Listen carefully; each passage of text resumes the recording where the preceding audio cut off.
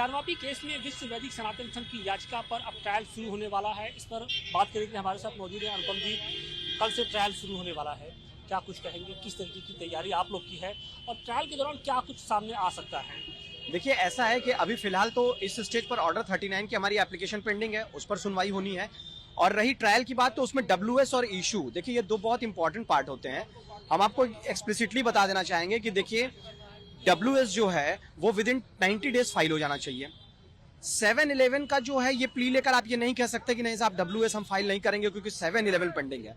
तो ऐसी स्थिति में जो है, और मैं आपको ये भी बताऊं कि कोर्ट में कई बार हमारे जो लर्नड सीनियर काउंसिल हैं मान बहादुर जी ने, उन्होंने बार बार जो है कोर्ट के सामने ये बात उठाई, हम सभी लोगों ने बात उठाई कि टाइम टू टाइम इनको WS फाइल कर देना चाहिए, मगर आज तक किसी का WS नहीं आया। 7-11 फाइल करके वो खाली लिंगर करते हैं मैटर को। और उसके साथ ही साथ अब जो है देखिए ट्रायल में ऑर्डर 39 हमारा पेंडिंग है, तो ऑर्डर 39 पे सुनवाई होनी है, WS फाइल होना है, इशू रेज होने हैं। इस केस की बुनियाद के बारे में बताइए कि जब ट्रायल शुरू होगा तो केस की बुनियाद में आखिर वो कौन कौन से तथ्य रहेंगे जिसे लेकर आप सामने रखेंगे और वो काउंटर करेंगे? देखिए, ऐसा है, बहुत सारी चीजें तो भविष्य के कर्म में होती है, लेकिन फिर भी आपको शॉर्ट में बता देना चाहूंगा कि ये एक ऐसा केस होता है कि इस तरह के केसेस में ये केस, पहली बात तो अपने आप में डिक्लेरेशन ऑफ राइट और साथ में जो है इंजंक्शन, ये अपने आप में एक पहला सूट है।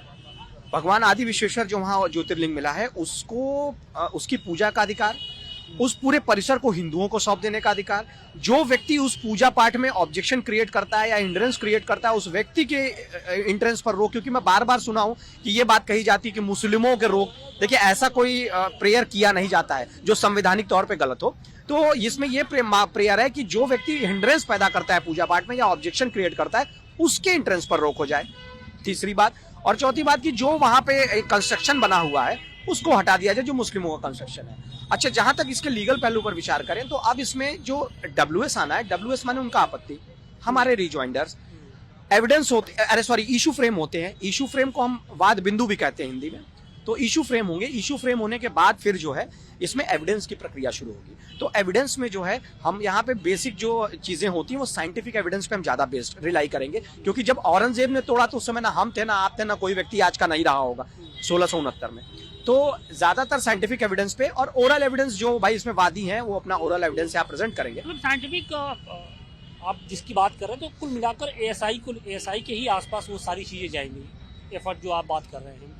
तो फिर तो वो हाईकोर्ट में मामला चल ही रहा है, तो क्या लगता है कि आप लोग का भी केस कुछ उसी दिशा में जा रहा है? नहीं, देखिए एक बात आपको मैं ये स्पष्ट कर दूं कि पूजा पाठ 93 तक वहां होती थी, ठीक है। पूजा पाठ हमारा यही प्ली है, हम इस चीज को लेकर चल रहे हैं, इस बात के पर भी हम अपना एजर्शन प्रेजेंट करेंगे। तो सिर्फ ASI पे हम रिलाइड नहीं है, ये भी बात आपको क्लियर कर दे। जैसा कि हमने कहा कि वादनी अपना एविडेंस डिपोज करेंगे ऑनरेबल कोर्ट के सामने, तो ASI पर ही हम नहीं डिपेंड है, हम 93 तक पूजा होती है इस बात को भी हम डिपोज करेंगे वहां पे, पहली बात। दूसरी बात, जहां ASI का सवाल है तो स्ट्रक्चरल जो इश्यूज हैं, ऐसा राम जन्मभूमि के भी मुकदमे में हुआ था, और जो ऑनरेबल हाईकोर्ट में चल रहा है वो ऑनरेबल हाईकोर्ट में इस बात को लेकर नहीं चल रहा है। ऑनरेबल हाईकोर्ट में तो शिवलिंग की जांच को लेकर एक रेडिकुलस एप्लीकेशन डाला गया है, एक रेडिकुलस जो है अपील यहाँ पे डाला गया जो खारिज हुआ, फिर उसको लेकर वादी संख्या 2 से 5 वहां गए हुए, जो मेरे समझ से परे कि वो क्या किया जा रहा है।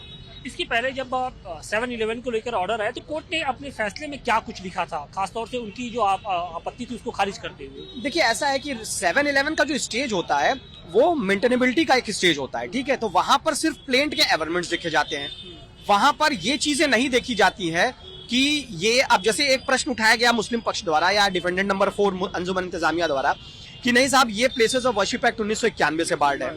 एक सिंपल सी बात लेते हैं, बहुत सारी चीजें हैं। प्लेसेस ऑफ वर्शिप एक्ट 1991 से ये बार्ड होने का प्रश्न इसलिए नहीं होता क्योंकि जो स्ट्रक्चरल वहां पे पोजीशन है, वो स्ट्रक्चरल पोजीशन अभी ये नहीं डिसाइड कर पाया है कि उस जगह की रिलीजियस कैरेक्टर क्या है।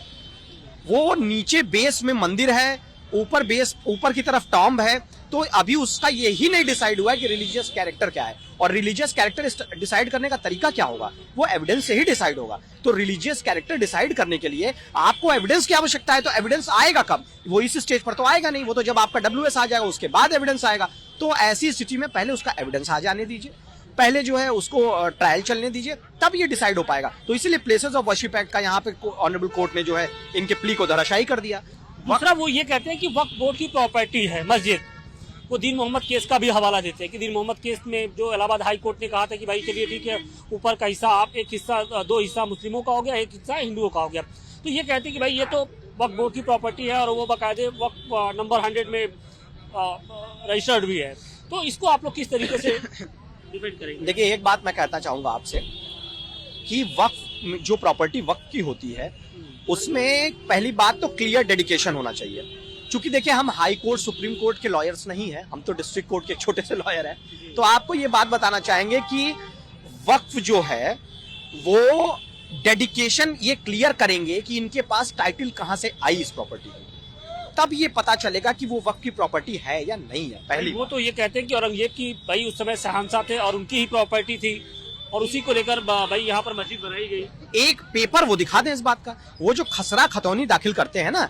देखिए, आपको मैं बताऊं कि ऑनरेबल सुप्रीम कोर्ट और ऑनरेबल हाई कोर्ट ने कैटिना ऑफ जजमेंट में ये कहा है कि खसरा खतौनी जो पेपर्स होते हैं, they are mere revenue records, they are not meant to be declare the title of any person. मतलब किसी व्यक्ति के टाइटल को डिसाइड करने का कागज खसरा खतौनी नहीं हो सकता। वो सिर्फ और सिर्फ जो है एक रेवेन्यू रिकॉर्ड है और उससे रेवेन्यू जनरेशन होता है। लेखपाल निकला, उसको दिखा कि यहाँ पेड़ है, यहाँ बैंक है, यहाँ दुकान है, वो लिख दिया लेखपाल ने। लेकिन वो ये नहीं डिसाइड करेगा कि ये बैंक किस आदमी का है, ये पेड़ किसका है, ये दुकान किसकी है। ये डिसाइड करने का वो पेपर नहीं है। वो मियर इंस्पेक्शन किया लेखपाल और कानूनगो ने वो लिख दिया।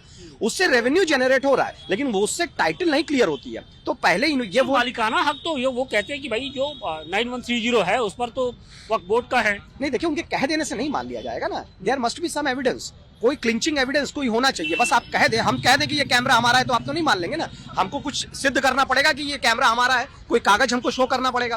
तो ऐसा कोई भी पेपर उनके पास डेडिकेशन नहीं है। अच्छा, दूसरी बात ये है, ये तो मान लीजिए एक लीगल पहलू हो गया, और दूसरा उनके जो उनका पर्सनल लॉ है उस पर भी आपको मैं क्लियर कट बात बता देना चाहता हूं। जब तक क्लियर डेडिकेशन नहीं होता है, आप नमाज वहां अदा नहीं कर सकते हैं। कुरान के हिसाब से छीनी हुई जमीन पर नमाज अदा करने का अधिकार नहीं है। वो नमाज जो है वो आपकी अल्लाह को एक्सेप्ट ही नहीं है। ये कुरान इनका कहता है। ये अपने ही धर्म को, अपनी ही चीजों को देखें। तो अगर आप हिस्ट्री में जाएं और हिस्ट्री के हिसाब से भी इसको लेके चलें, तो औरंगजेब ने जो जमीन वहां पे जो मंदिर बनाया, आरे मस्जिद का जो निर्माण थोड़ा बहुत जो भी हुआ, कंस्ट्रक्शन जो भी, तो वो छीनी हुई जमीन पर था। तो ऐसी परिस्थिति में जो है क्लियर डेडिकेशन नहीं है, तो वक्फ का सवाल नहीं उठता। अच्छा, दूसरी बात यह है कि यहाँ तो बिंदु ही अलग है। यहाँ तो मुस्लिम और नॉन मुस्लिम का क्वेश्चन है, तो वक्फ तो वैसे ही वक्फ एक्ट 1995 लाइबल नहीं है, जिसको कहते हुए जज साहब ने खारिज आप लोग क्या उम्मीद कर रहे हैं? देखिए, ऐसा है कि ट्रायल चलना है, उम्मीद हम पॉजिटिव है, बिल्कुल पॉजिटिव है। ट्रायल में क्या लगता है कि मुस्लिम पक्ष भी उसी तरीके से सामने आएगा? हालांकि अभी तो उन्होंने जवाब ही नहीं दाखिल किया है। देखिए, अब ये तो सबसे बड़ा विषय है। पहले तो उनका जवाब आए तो किस तरीके से अपने आप को प्रेजेंट कर रहे हैं, तो उनके WS से क्लियर होगा। अभी तक उनका WS आया नहीं। और बाकी रही बात जो है हम क्या फील कर रहे हैं, देखिए, फील कर पाना और बताना एक बड़ा डिफरेंट टास्क होगा, लेकिन हम पॉजिटिव हैं इस विषय पर।